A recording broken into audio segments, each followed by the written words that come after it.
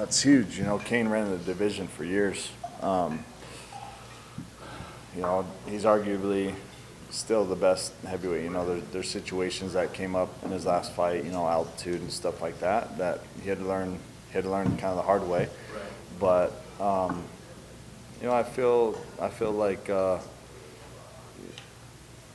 know he's right there. He's still the toughest guy, so it means everything to me. To me, this is almost my title shot. You know, I fought Browne a couple years back, and you know, guy's evolved his game to win fights, and now he's the champ. But I feel like this is gonna be a tougher fight for me. So now, if you were to beat Cain, obviously we're getting ahead of ourselves, but if you were to beat Cain, you have a win over you'd have won 2 in a row. You got to be in the conversation for a title shot. You have to be right there among everyone else, right? What you think? I believe so. Yeah. I believe you know, he's the #1 contender. Not only is it the guys that I've already beaten, but it's who am I beating now?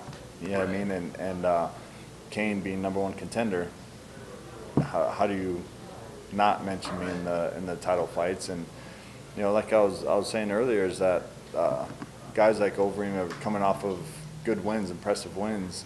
You know, he has a fight coming out with Andre. We'll see how that goes, but he has to be in the talk as well. And I don't think just a win, any win over Cain will cement me in that title shot. I have to go out there and I have to perform, make it a show, and then you know, perform and come out on top. There's so many moving parts to it. Sure.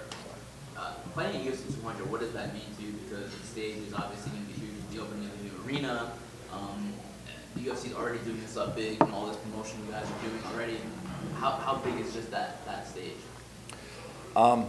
The UFC 200 is just it's a huge platform, huge stage to be on. There's going to be so many eyes on you.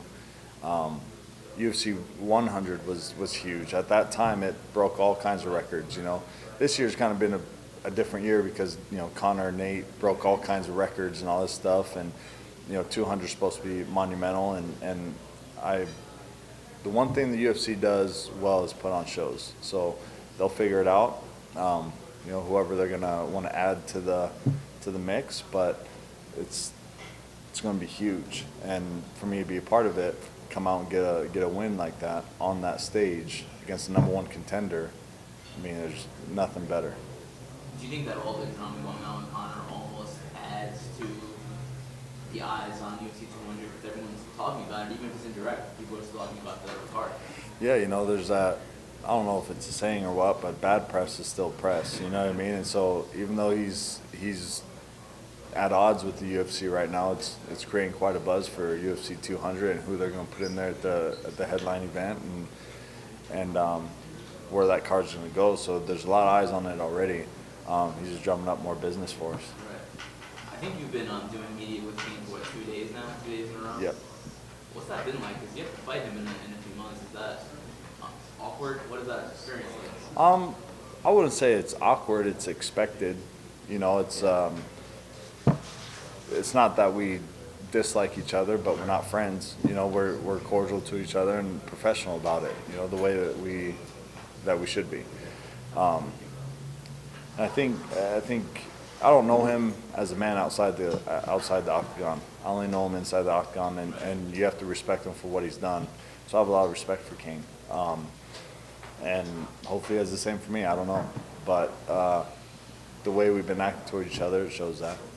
You've been sizing him up at all? Kind of like Sizing him up. Ask some questions, find out how he feels about certain things, that kind of thing.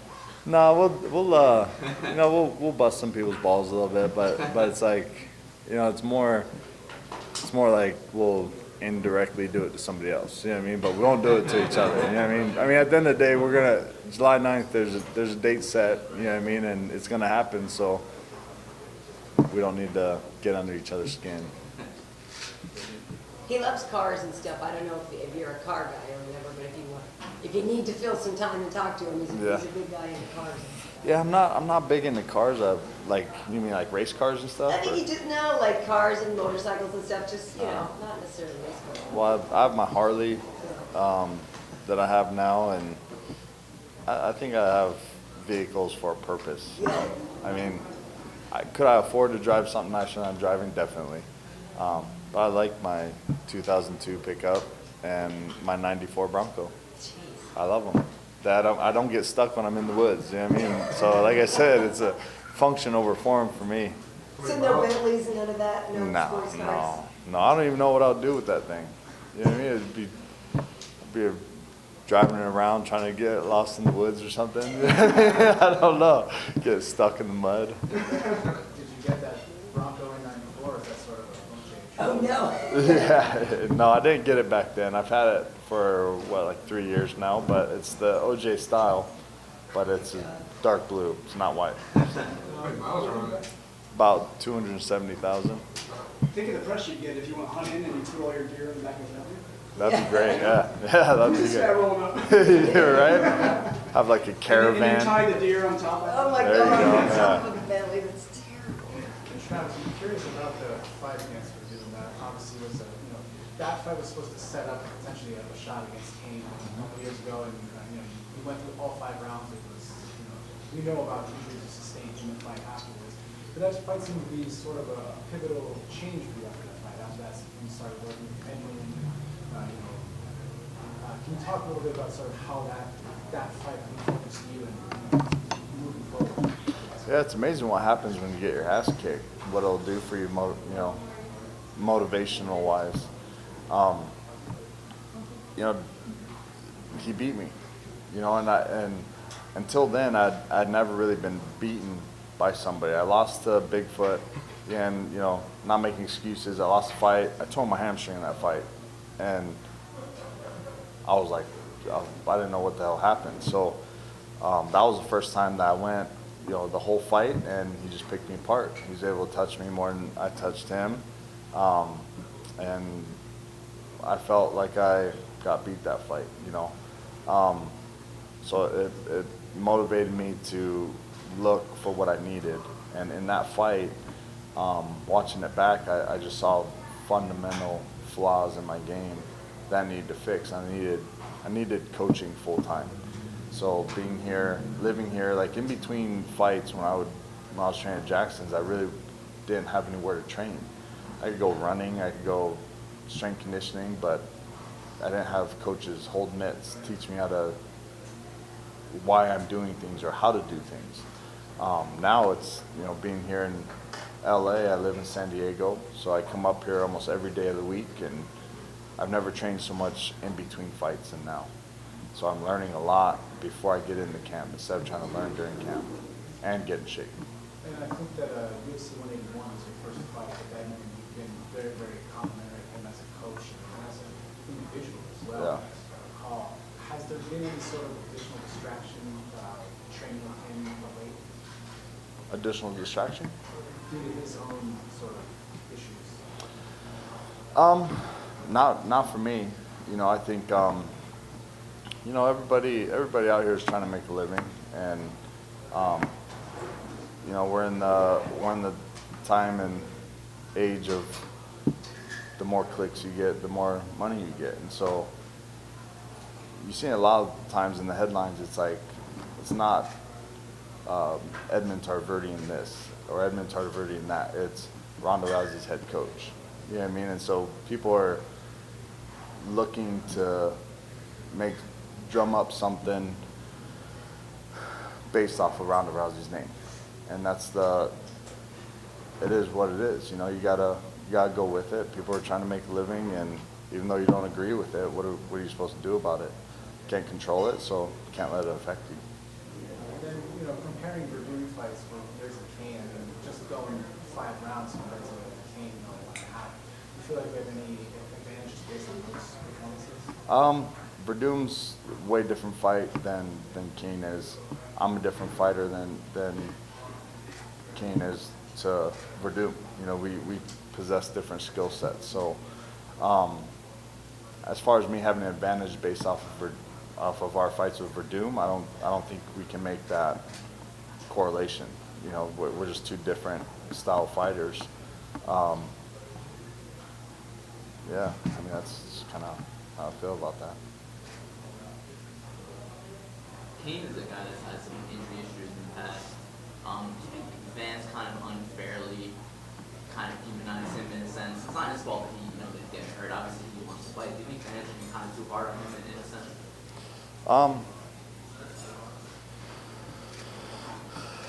Well, I mean, we all know what I had to go through last year. So as far as being fair or unfair, I don't think there's such a thing. The people are gonna do what they're gonna do. They're gonna demonize you, whether it's happening or not.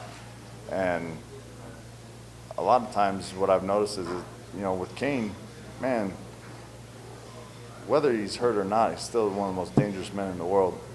He ran our division for years. And the guy, you see it in his fights, he puts it all out there. And you have to respect him for that. So how do you knock him for doing what got him to that spot in the first place? That's his mentality. That's him as a fighter. That's him as a man, How do you demonize that? That's what got him there. That's what made everybody love him as the dominant champ that he is. And now because he's, getting injured, people are hating him for it. It's like, what are you guys doing? That's what got him. That's what got you to love him in the first place. So, fair or unfair, it's happening. It's the sad part. How hard was it for you to deal with, when you had to be put on the shelf for a while they were checking out the allegations and having to prove everything was okay to have you back in the organization? How tough was that for you to go through that and to try to stay positive and committed to your own, lifestyle as a fighter? At the time it was, I had two sides to it. It was hard to listen to see what people were saying about me, but at the same time, I know what I did and what I didn't do, and I was able to sleep at night, no problem. I wish people really understood everything that I had to go through last summer, in the sense of that the UFC investigation. The investigation alone turned my life upside down. They took 2-3 of my phones, downloaded all the data off my phones, got information from it. From my understanding, there wasn't a lot of cooperation on the other side. And I'm back in the UFC. You know what I mean? So you can only imagine, really, it wasn't a legal investigation. I couldn't be like, oh, I'll talk to my lawyer. It was like, so this is where we're at. They even said this is going to be tougher than going through the legal process because there's nothing to cover my butt. There's no laws. It's like, you want your job, you have to volunteer, because somebody made up lies about you. But at the end of the day, I knew I was going to come out on top because I know the person I am. I know, again, what happened and what didn't happen. But it was a tough time. Well, what's tough too is dealing with the court of public opinion, and that people will make a decision based on it. And it's very easy for some people to say, well, he's a fighter. He does it in the ring. Obviously, he does it outside of his life. So how hard was it for you to, or what kind of feedback did you get from your fans on the plus side and on the minus side when that was happening? From a fan's point of view, from a human's point of view, what I would say is, you can't believe everything that you read. You can't believe the rumors and stuff like that. Honestly, a gripe of mine was that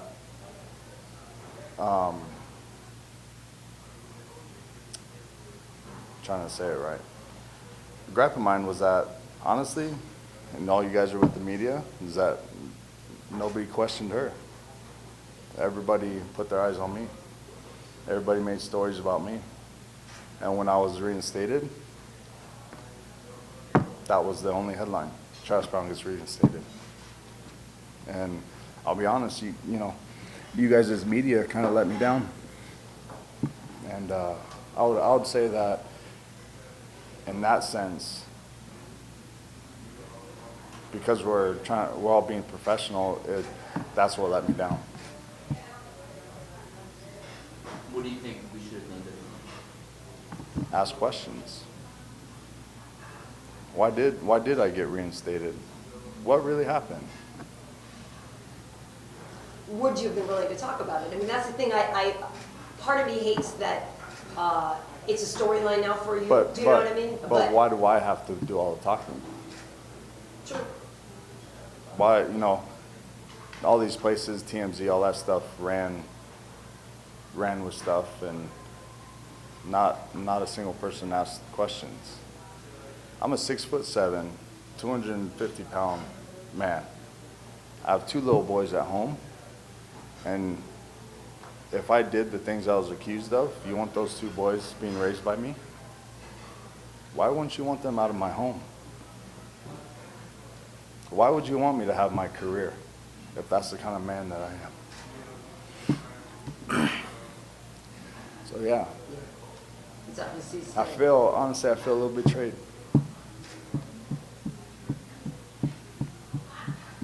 Those are your reasons for lying, but then you don't press charges, you don't try to do things the right way. If any of you guys were here beating your wife, you have 2 kids, Did you see on social media? I swear to God, I will fuck you up. And I would pray to God, I would take your kids and take them from you.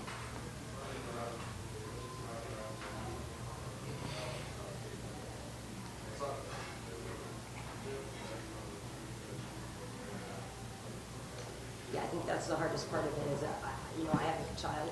I understand that you would never want to put your child in danger. So I would say, I guess for me personally, sorry I didn't tell the story, the full story. And to be honest, I think we only ever just tried to report facts as we knew, Yeah, no, I understand, but, the rumors went further than the facts. The lies went further than the facts, So is there a way, what do you think unfortunately it isn't incumbent on you because it was your story, but what can you do? How can you get past that? How can we make it so that Travis Browne's name doesn't always have that story coming in the Google search first up? Well, this was the first time I've really talked to any media. I took myself out of it because my way of dealing with this was living my life and being happy. And the people that are around me understand what kind of man that I am. And that's what I did. I'm happier now than I've ever been in my life. And it's not because of the fighting. That's what all this pushed me to learn about myself. Well, it's interesting, as I was joking with you, and we were talking, if she's ever been and looking up and seeing you, somebody would love to tell a story that you both have sort of saved each other. Is that Definitely. fair? Very much so. She was there for me when I was going through my hard time as well. And yeah, it wasn't as public, but it didn't need to be, So I think that's definitely a fair assessment. We're there for each other when we needed it the most.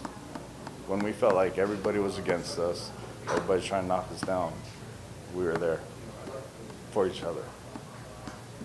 Is there any way that this channels into you as a fighter too? I mean, obviously it's a very personal thing. Is there anything that you did that it sort of made you train harder, focus just because of that being a positive distraction?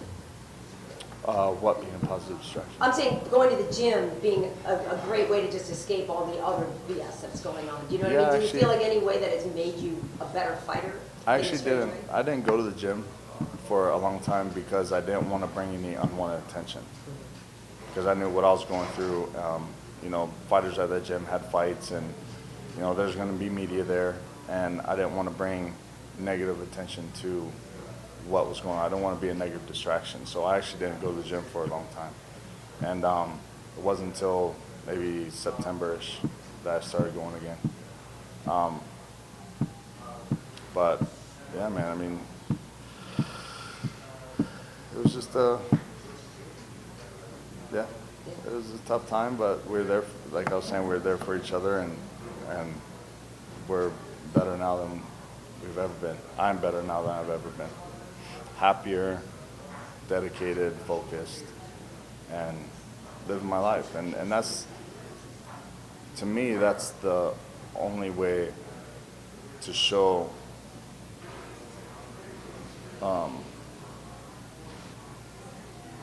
the truth. Yeah, you know, media, people they don't see what goes on behind closed doors. But I've been open until last summer, you know, when, again, I felt like, kind of like I was done wrong. You know, I wasn't given my shot, but, yeah, I don't know. I just gotta go out there and live my life and be happy, and being happy is the best way to deal with those things.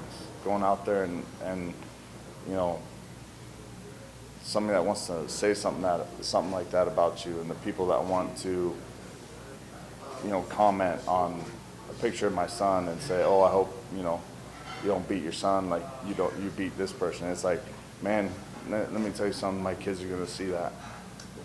You know, again, these people don't understand, like,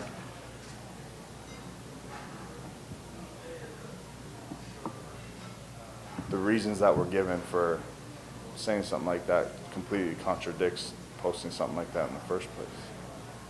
You don't want to affect my kids. My kids are going to be affected for the rest of their lives. And again, you know, where was everybody at when I was reinstated? Do you think that the age we're in with social media where lies can be shared like that, I don't know, tweet whatever they want, does that contribute to stuff, you think? Because people could, you know, just make up stuff and tweet it and it gets shared, and all of a sudden that almost comes back even though it's complete BS. Very much so. Social media has been such a great tool for people, you know, to get recognized, to promote great things, you know, causes, you know, whether it's, you know, for whatever cause that may be cancer or this or that, you know, great tool. At the same time, a great tool like that can be used in the wrong way. It can become, in a sense, like the devil, you know. And in many ways, that's what people look for, you know. They're not, in my mind, in my thought process is, if I have enough time to go on somebody's social media page and say something negative, that means that, like, I could be doing something for myself to make myself happy. You know what I mean? It's like, I could be doing this, but I choose to do this. So where does that put you mentally? Where does that put you? You know, it's not, what you said about me isn't necessarily about me. It's about you. And, you know, shit, man, it's the attention that we get being in the public. Love and hate, and, you know, it's like that saying where if you do a good job, say, you know, you're a worker or something like that, you do a good job, and that person might tell 1-2 people. You do a horrible job, they're going to tell 20. You know, it's just, that's the nature of the beast. That's why news these days reports nothing but bullshit and all the bad that's going on, and, you know, this world's coming to an end, instead of, you know, that guy that helped that old lady across the street. You know what I mean? It's like, fuck, man. You know, it's like, that's what we're surrounded by. That's what people want to see. I don't want to see that in my life. I don't want to be a part of that. I'd rather get busy living my life to the fullest. The UFC has been doing these fighter summits, you know, sort of preparing young athletes to deal with the fame and the money and everything. Sure. Do you feel like your experience recently could be used to help younger MMA fighters as they assert themselves to make the right decisions and associate themselves with the right people? Has there been any interest by you to speak to your fellow fighters? I would love to. Given the opportunity, I would love to do something like that. I think there's a lot of room for younger athletes to learn from the guys that have been around a little bit. And, you know, it's definitely something that I would be a part of. You know, I would want to I would want to bring light to the situation in the most positive way that I could. You know, being whatever the case is. You know, in my case, it was accusations of domestic violence, and I would love to bring light to it to really, you know, have people learn about it and how you can better this place. You know, you don't. It's scary. We're big heavyweights. We're big guys.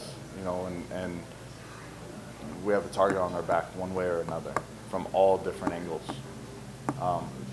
It's unfortunate, but it's a part of our life. If you want to do this, this is what comes with it. It's in the fine print. People don't realize, but it's there, and it's in the fine print. The flip side of that, though, being the heavyweights, is you're also beloved. You know, we think about somebody like Demetrius Johnson, who is flawless. Yeah. And, you know, people sit there and talk about how we can't sell pay-per-view and how the guy gets no respect and everybody loves. I guess it's America, you know, we've been indoctrinated with the Ali and the Frasers and, you know, the big guys in the old days. Do you feel that, though, that sense of love that especially heavyweights are given and how you guys are treated differently than other fighters? Yeah, I mean,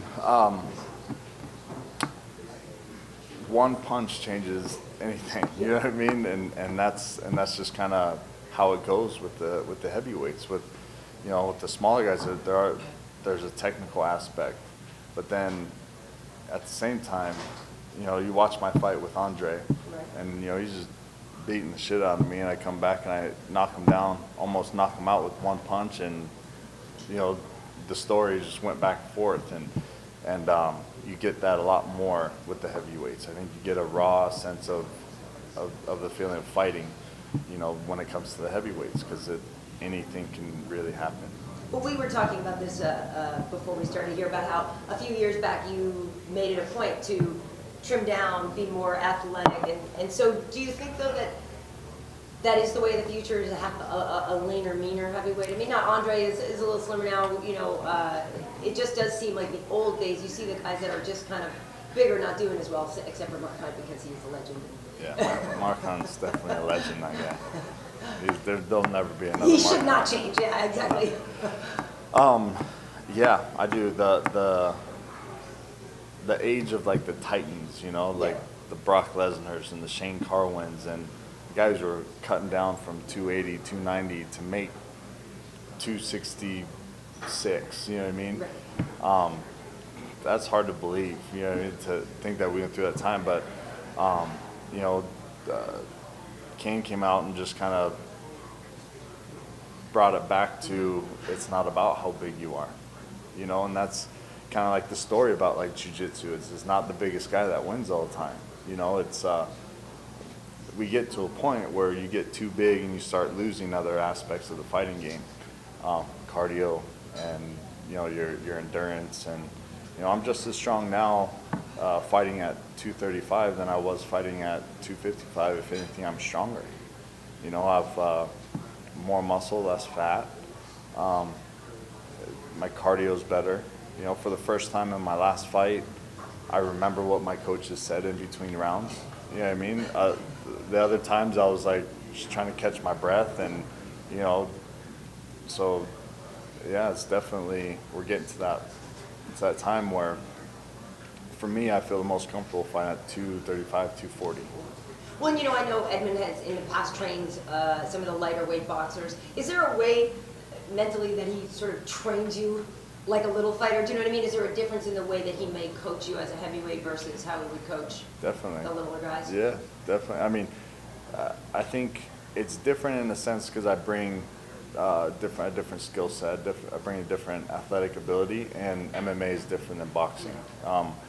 But in the other way, it's like those little guys, they're running up that mountain, and coach isn't, you know, sitting there being like, "Oh, it's okay, Travis, you're a big guy." He's like, "Hey, they're up the mountain. Why are you down here?" You know what I Like mean? you twice as long, And you I'm take like, fewer steps. yeah, and I'm like, "Coach, but I'm beating all the heavyweights." He's like, "But the little guys are up there." You know what I mean? I'm like, shit, okay. If they can do it, I can do it. You know what I mean? That's my mindset, and that's what's got me this far. Is if anybody else can do it, then I can do it. And if, you know, the smaller weight classes can do it, then I can do it.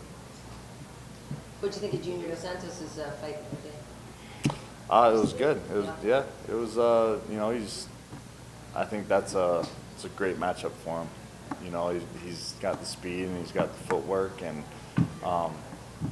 you know, sometimes it takes a loss to get you back on the right path, to question what you're doing. You know, when you're winning, it's hard to question what you're doing, you know, but when you lose, you sit there and you take it all in, and what the hell am I doing? Yeah. People love to criticize the heavyweights as saying that you don't have as much depth in your division. It's kind of funny on both ends there with the flies and the heavies. Sometimes people say there isn't enough depth. So I'm curious what you think of that, because it's great in that, in a way, hey, I'm 1 or 2 fights away from title shot potentially, but do you feel that there is enough talent in your division, or that you're just going to end up keep fighting the same 4 guys? I don't think it's going to end up being that way. With the heavyweight division, you know, we have, at the top right now, we have Verdum, Stipe fighting for the title. There's Cain, Junior, Alistair, I think Andre's in there, Rothwell's in there, and I'm number 7. I mean, I'm number 7, and I'm talking about 1 fight away. I come out with a win on 200, and I'm fighting for a title. The other weight divisions, I mean, you know, are they 10 guys deep?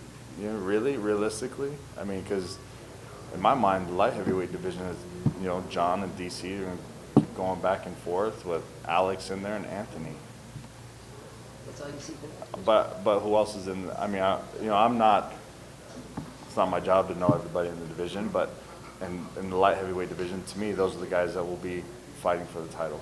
You know, well, we got the welterweights, we got Robbie, you know, Woodley, McDonald, or Rory McDonald, There's more Carlos. Youth. There's Yeah. more youth in some of those divisions. I think that's what it is too. Is that somebody, you know, we see Frank Mir fight. We see, you know, Rashad was fighting the other day. You know, some of the guys that have been around a long time, and maybe it's about to be the changing of the guard soon. But for now, it still seems like there's a lot of veterans in the higher weights there. Well, I think in the heavyweight division, you start getting in your peak around the 30s. You know, the lighter weights, they really start to depend. They depend on their speed, athletic ability to be able to get in and out. In the heavyweight division, I feel like you really start coming to your own in your 30s, mid-30s, and so that's when you really start hitting your prime. And that's just the heavyweight division. You know, people want to criticize it for not being deep, but and that there's a lot of older fighters, but you know, where's the 20-year-old heavyweight that's knocking everybody out? It's because they don't exist, you know. Black Beast is coming up though. Yeah, he's I don't know getting there, you know. exactly, but He's getting there, fun but watch. you know, yeah, he's fun to watch. It's like he's getting there. Yeah. You know what I mean? Maybe by the time he's 30, then he'll be up there, you know, up with the rest of us. But it's like, who knows? You know what I mean? For me, it's like it's more of an age thing. We're just, you know, we're aged wine, fine aged wine. You know, just the longer you have us out there, the more performances we put on. At the same time, I was gonna say, we're gonna take a break. You wanna ask one more question? We're gonna take a break, so everybody gets a chance to order and eat, and then we can continue. Kane's here, we wanna get him in as well. Nobody puts baby in If you the have one corner. question, you can ask, but otherwise, everybody feel free to sit down, and we'll start to order, get water poured, and get going as well. I was just gonna say, you know, at the same token, you kind of made the jump to the UFC within basically less than 2 years of fighting pro. So what was it about you that was able to make this jump, you know, fairly young, as opposed to, you know, a lot of guys that aren't doing so? Yeah, so I mean, when I first got into the UFC, I think I was like 28, 27, around there, turning 28. You know, it still took me until about 2013 to really make my mark, you know, and I was about 30 then, 31. And I mean, in a way, it's a blessing and a curse, but I pick up on things. I'm an athletic person. That's how I got, you know, did as well as I did in basketball. That's why I'm doing so well in the UFC, is I have a work ethic and I have a talent. And you know, I guess I'm one of the lucky ones. You know what I mean? But I definitely do feel like I put in my time. You know, I don't sit here and, you know, sipping mimosas on the beach. I'm in the gym getting my ass whooped. you know, and that's what I did for years. It's one of the things I don't shy away from is an ass whooping, especially in the gym. Because if I'm getting my ass whooped, it means I'm learning. It means I have something to work towards in order to get better. And that's what I did wherever I went. Is I would look for the guy that would push me the hardest, that would be able to beat me. And then I would make it a point to, you know, try to get better than that person and develop my skill set and my, you know, push my work ethic to the limit.